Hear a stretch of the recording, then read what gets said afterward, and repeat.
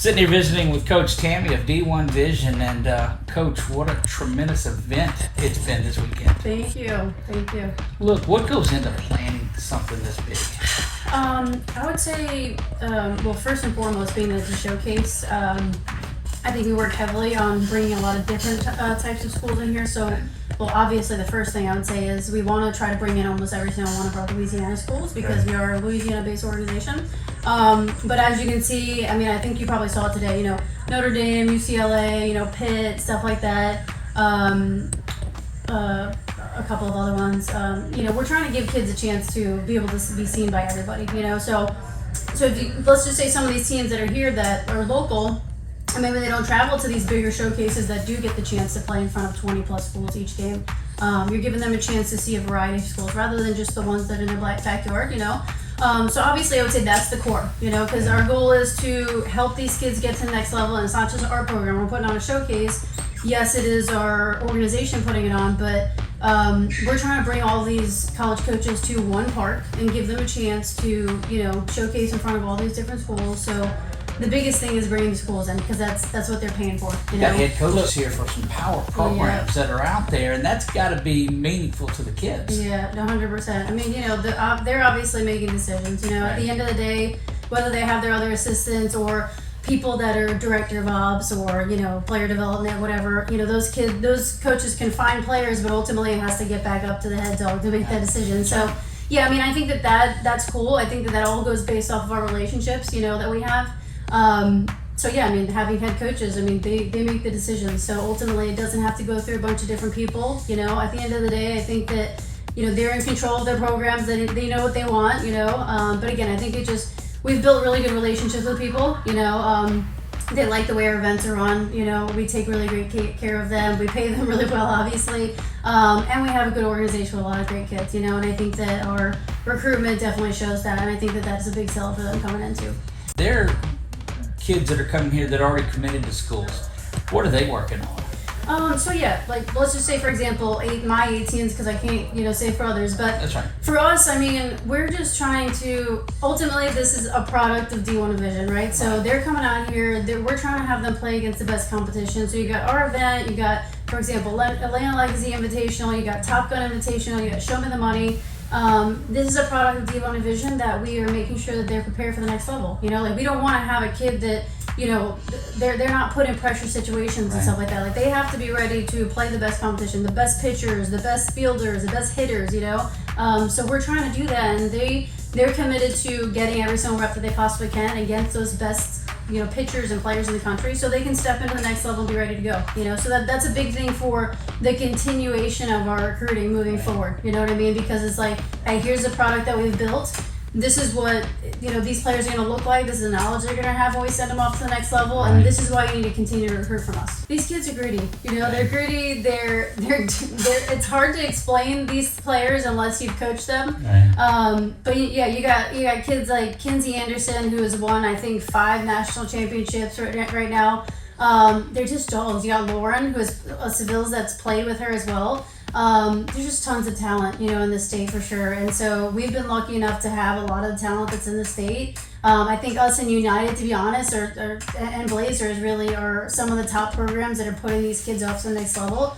And so I think all 3 of us have done a really good job at making sure these relationships with these in-state schools and also the out-of-state schools, knowing what talent that they have in the state and say, hey, you know what, why don't this weekend you guys stay back and, check out the kids that we have in state. We don't have to go to Colorado, because the relationships that we have, we keep the college coaches here and they can take a look at the kids, the Louisiana kids, because like I said, they're gritty and they're just different, they're just different. I don't know what it is. I don't know if it's in the red beans or rice or Hawaii or something, but they're different. Yeah. They are. So you talked about those games against United. We'll throw out the word rivalry because it's just spirited when they play. You had the 18s going and the 16s going at the same time, and I'm like, wait a minute. Yeah. And you talked about Kinsey.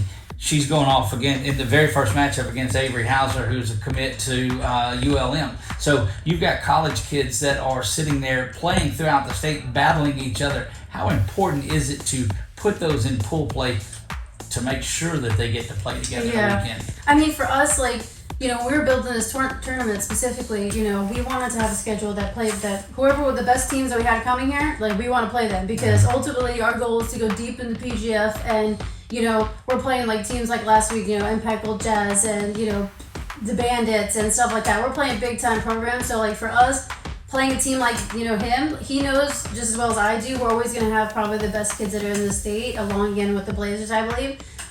So it's just cool, for us to be able to, because honestly, we don't ever see them. We don't see the Blazers ever because we're going out this way. We're going towards Georgia a lot, Florida. They're really going towards Texas a lot, so we don't get to see each other.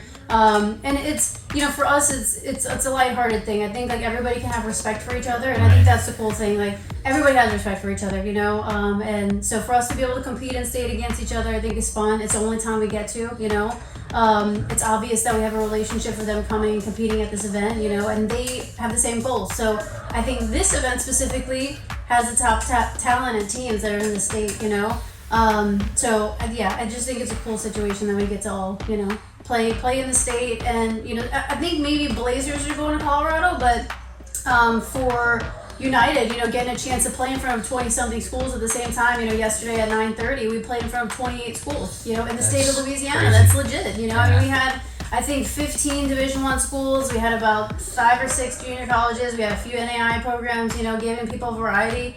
It's just really cool to be able to be a part of something like that, to bring this to all these local teams and teams at our state. We got teams from Georgia, Texas, Mississippi, Tennessee, I mean, everywhere, coming into Louisiana, bringing all these teams to Louisiana, being able to check out what we have to offer here, getting to check out LSU, it's really cool. So, Is this, how many years have you done this year? This is our third. This is our third summer doing this. Yeah, so this is our third summer, and the first year that we came out here, I think we had a lot of good talent, but I think people kind of were like, okay, this is more of a national style tournament. So, if we're coming in this, like, the schedule that gets put out, that's the way it is. You're not gonna forfeit because you don't have enough kids. Like the teams that are playing this, like they know that they're gonna be playing some pretty bomb teams. So the first year, for example, we had games that were blowouts, like 15-0 and things like that, and those teams kind of fizzled out. So now it's like we're getting some big dog teams in that are understanding like that's the direction we're trying to go in with the schools that we're bringing in and stuff like that. And so yeah, it's a cool event. These big national showcases, you have 5 different complexes. Right. For the college coaches, even if they want to go see a 14-year kid, they can't, because now they got to take out of their schedule probably 3 games for them to get up, drive to another complex, and then come back, and they're missing out on the older kids, and it gets difficult. So yesterday we had, an opportunity to, these college coaches literally walked around the bend here at Traction, and they went to the other complex over there, and so, during one of our 14 games, actually against United, we brought, dropped off Lisa Fernandez at UCLA. Oh, wow. We had Zach from LSU. We had Pitt there. We had Notre Dame. We had 2 of Memphis's coaches over there. Prairie View, A&M. We had Alabama State.